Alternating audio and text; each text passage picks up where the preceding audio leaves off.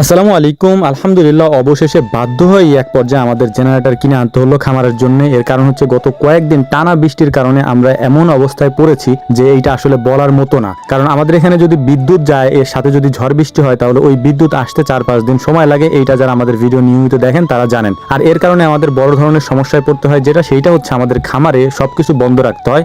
আমাদের আইপিএস এ অত ব্যাকআপ দিতে পারে না, যতটুকু পারে অতটুকু দেয়, এরপর তো আর পারে না। বিশেষ করে আইপিএস দিয়ে হচ্ছে আমাদের মোটর চালানো যায় না, পানি উঠানো যায় না। এক্ষেত্রে আমাদের সব থেকে বড় সমস্যা হচ্ছে আমাদের টিউবওয়েলের পানি চেপে তারপরে গরুকে খাওয়াইতে হয়। যেহেতু আমাদের গাভী গরু বা ডেইরি ফার্ম, এক্ষেত্রে হচ্ছে আমাদের পর্যাপ্ত পরিমাণে পানি লাগে গরুকে খাওয়ানোর জন্য, এবং এই পানি আমাদেরকে টিউবওয়েল থেকে সংগ্রহ করতে হয়। টিউবওয়েল চেপে চেপে তারপর বালতি ভরে আমাদেরকে নিতে হয়। আমাদের প্রায় 50 থেকে 60 বালতি প্রতি ওয়াক্তে লাগে। অর্থাৎ আমরা যদি গরুকে 2 বেলা পানি খাওয়াই বা 2 বেলা যদি দানাদার খাদ্য দেই, এবার পাশাপাশি যদি পানি দেই, সেক্ষেত্রে আমাদের 60 বালতির মতো পানি লাগে। এই 60 বালতি পানি হচ্ছে আমরা কল চেপে তারপর আমরা উঠাই। তো এখন এই সমস্যাটা আমাদের দীর্ঘদিনের। তো আজকে আমরা একটা প্ল্যান করছি যে আমাদের জেনারেটর লাগবেই, এটা আমাদের আনতেই হবে। তো আমরা আমাদের ফরিদপুরে চলে গেছি। এখানে ফরিদপুরে যাওয়ার পরে এখান থেকে আমাদের জেনারেটরটা আমরা সংগ্রহ করার চেষ্টা করতেছিলাম। তো জেনারেটর আমাদের পছন্দ করাই ছিল আগে, যে আমরা কোনটা নিব। সৌজ ভাই ছিল আমাদের সাথে, যেহেতু সৌজ ভাই আগে থেকে পছন্দ করে রাখছিলেন, যেহেতু আমাদের মোটর চালাইতে হবে, মানে পানি তুলতে হবে। পানি তোলার জন্য সব থেকে যেটা ভালো হবে সেটা হচ্ছে আমরা ওনাদেরকে বলেই নিছিলাম আগে থেকে যে আমরা কিন্তু পানি তুলবো, মানে মোটর চালাবো। সেক্ষেত্রে হচ্ছে যে ওনারা আমাদেরকে সাজেস্ট করলেন 3000 ওয়াট বা 3500 ওয়াটের এই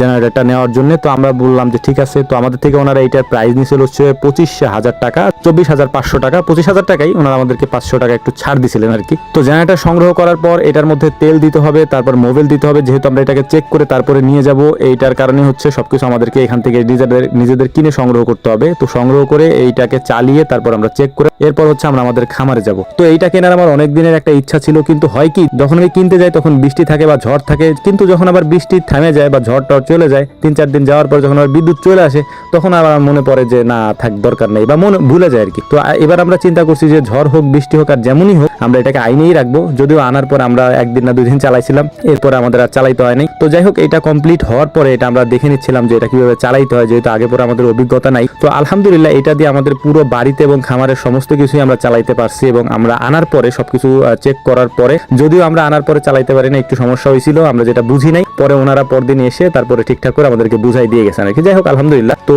এইটা আমাদের ভালো একটা ব্যাকআপ দিবে আমাদের জন্য, বিশেষ করে কারণ আমরা খামারে দীর্ঘদিন যাবত এই সমস্যার মধ্যে ভুগতেছি। যখন বিদ্যুৎ চলে যায়, যখন আমরা মোটর চালাইতে পারি না এবং টাঙ্কির পানি শেষ হয়ে যায়, বিশেষ করে টাঙ্কিতে অত পানি ধরে না। 500 লিটার একটা টাঙ্কি থাকলে ওই পানি দিয়ে শুধু গরুকে খাওয়ানো যাবে, কিন্তু ওইটা দিয়ে গোসল করানো যাবে না, যেহেতু মোটর ওইটার স্পিড